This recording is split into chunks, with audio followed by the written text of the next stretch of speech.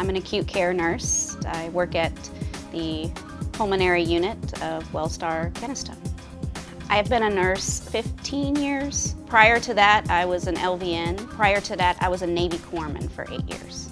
I was a Navy corpsman, so I was a medic, and I did lots of different types of nursing, from emergency to labor and delivery to med-surg, acute care. We worked together for almost a year. So last year, around this time, I started to work as a manager. And as soon as we started to work, we had a really good relationship. How I found out about the story was one of my charge nurses. She told me the story and was like, wow, I know Leanora is a very great nurse, but this story really touched me. For this particular patient, I had the opportunity to take care of her for several days. She and I had a real connection. She's a little sassy, which I quite enjoy.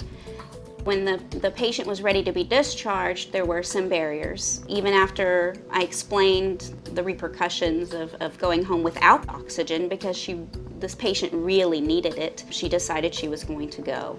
So I then made several phone calls for hours with the oxygen company, trying to make sure that they delivered it to her house that evening to really reduce the amount of time the patient would be without oxygen. And then the next morning, mid-morning, I went over to her home to just check on her. And I'm really glad I did, because I was able to assess her home situation. She also had a feeding tube. And so when I got there, she had just begun to do her feeding, and there was a problem with it. I was able to make sure she had her oxygen, make sure it was appropriate.